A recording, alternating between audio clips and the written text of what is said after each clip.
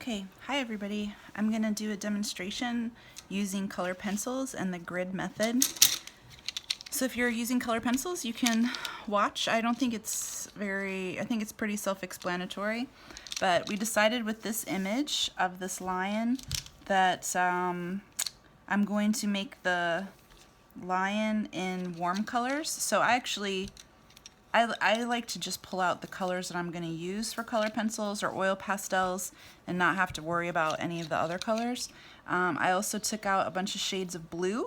So the background I'm going to do monochromatic blue, and the lion I'm going to do in warm colors because I want the lion to pop out. So I also took out whites. I just realized I need a pencil sharpener. I also have white to make different values. So with this project, like I said earlier, it's really important to get the correct value. As you can see, this is gonna pop out because of the contrast of light and dark. So it's also gonna pop out because of the color choices, but the value is, I think, more important. So I'm going to choose to start with a square that has both warm and cool colors in it, so a little bit of the lion and the background. So I'm going to start with this 2D right here. You can, if you want to start at the top and do like 1A, 1B, and like work your way down, you're welcome to do it that way. If you want to lightly sketch out each little square first and then fill it in, you're welcome to do it that way. I tend to like to work from the middle and work out sometimes, or like I maybe start with a medium hard one and then move to the harder ones and then kind of do bigger, because like I could look at these all together and make them all dark blue. So going to 2D, I'm going to put my viewfinder over the 2D. So this is going to help me really see just this square. That's the whole point of this project. It's just to make it it's a tool. A lot of artists use this tool. A lot of artists still use this tool, and I'll show you some of those later. So I think I'm just going to sketch it out kind of lightly. I'm going to sketch it out maybe with this orange color. Okay, so this is 2D. I'm going to find D2, so it's way up here. So I'm going to move this down. And I like to put this is like 2-inch square, and this is a 1-inch square. Maybe yours is just 1 to 1 inch. I like to put it here because this shows me that this is the halfway point. So when I look at the image that I'm drawing here, I can see that this is, I also have marked the halfway point on the post-it note. So it looks like this blob here, which actually I think is some sort of light in the background. It is, okay. So I can see though that the mane of this lion is, the mane of the lion actually starts right here. So it's just barely above the halfway point. So this is the mane of the lion. I'm going to sort of lightly sketch it out first. This is like a rounded shape. It goes basically to the corner here, And then this is, if this is the halfway point on the bottom, this kind of arches here. But this, if I drew a line going across, and across here, this shape right here does not go past the halfway point. It only goes to approximately here. So, and then here it kind of like goes up a little bit, and then it goes like that. Okay, that's it. If I'm doing these light things in the background, remember I'm doing monochromatic in the background blue, and it's a light blue here. So just to show that, I'm gonna make this blob. I think it's just a light, but I'm gonna do light blue, and then I'm gonna take the white and go over it, because color pencils are meant to be blended, like they're not just supposed to necessarily be just one color. Ideally you're blending them together. So I think I'm just gonna start with the mane of this lion here, and I think where I'm gonna choose where it's light, I'm gonna use yellow.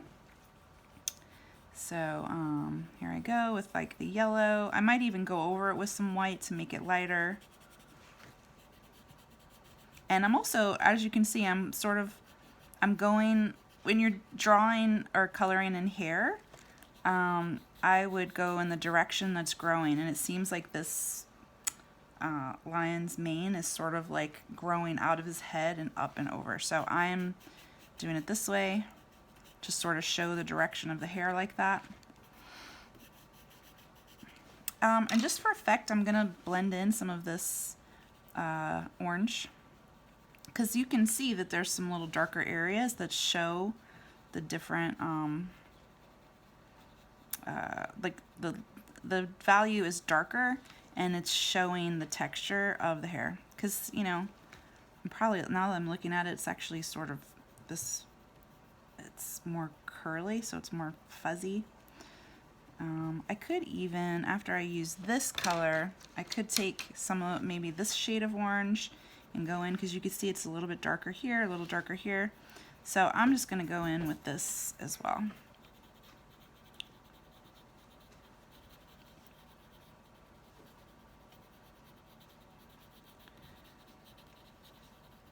And then I think I'm going to go back over it with some yellow. I'm going to also go back over it with some white to see if I can lighten it up even more. Sometimes the white also blends it together. Then this whole space is really dark. So I'm going to take, is this black or dark blue? It doesn't matter, I'm probably going to end up using both of them. Oh, it's dark blue. Okay, so I'm going to fill in this background. Oh, I like this shade of blue. Although, you know, as you can see, I am not really applying full pressure with this color pencil, but a lot of times color pencils have a color on the end, so you could see that this is supposed to be really dark blue. And how are we going to make it the dark blue that it's meant to be? Well, we have different ways, right? We could blend in some black if we want to. We could apply more pressure, right? That's another thing to do with regular pencils, color pencils. So as you can see, I could just apply more pressure. And that's actually getting to be more of the value of this. So I'm not just going to leave it with this very light rendering. I'm going to go in. Also, you can see that there's a lot of like jig jags in here, like to make the hair look even more like it's hair. I'm going to take the blue and kind of go into that as well. So I'm going over it and over it, pushing hard. And if I wanted it to be even darker, I could go over it with a black, or I could just keep going over it with this and make it really dark. You know, I really like things that have, personally, I like to see the mark of this. So you can see that I've used this horizontal mark. Here, it's a photograph, so it's very flat. If you want to make it look exactly like that, you are welcome to do that. But I'm also okay with like making it look like an artwork. You know what I mean? It's an artwork. So just to show you, you can take this dark blue, and if you go over it with white, you can see how you get like another version of that color, also sort of blends it together. So I'm going to try going over it with black a little bit just to make it even darker. So this just makes it, you know, like a dark blue. I mean, it's already a dark blue, but this is just making it a little bit darker. Okay, so that's basically it. I mean, it doesn't look exactly the same, but whatever, it's pretty close, right? So then I could go to the next square. If I go here, then obviously I'm going to use the same technique that I used here and keep going. If I move down, then obviously this is the lion's head. So I'm going to use basically the same things that I used here. So this is I'm using yellow to show the light color here, and it sort of starts, it touches the edge over here. Again, going in the direction that the lion's mane is like growing out of his face actually, and it's going in this horizontal motion. So I'm just going along. Seems like this is the halfway point. There seems to be like a, sorry, I should have sharpened these before I started. There seems to be like a triangular shape here. You're focusing on the values, the texture, the line, and what you see. You know, just copy what you see. Part of the beauty of this project is that, you know, like at the moment, I'm not drawing a lion. I'm just drawing a square that has like some light values and some dark values, and I'm going for it. I think this little square right here is going to be dark blue. This like tiny triangle here in the corner.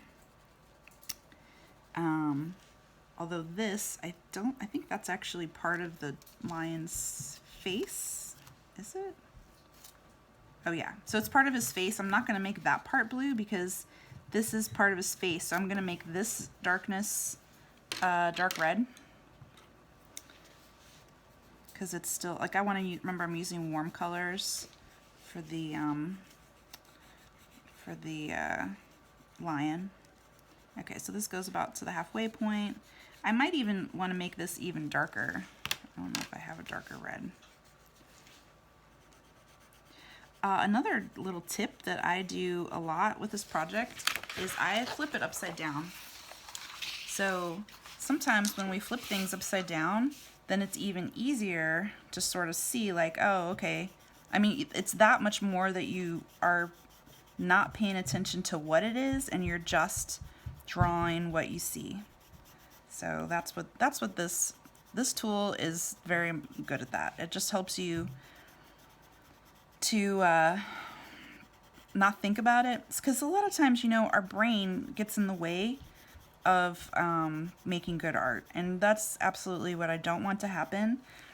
This can be sort of meditative, I think, if you're just, because all you're doing is copying. I don't know that you have any other teachers. It's like, hey, I want you to copy. So enjoy it now. I mean, I'm not going to ask you to copy forever, but with this assignment, that is kind of what we're doing here. So, can you still see this? Okay.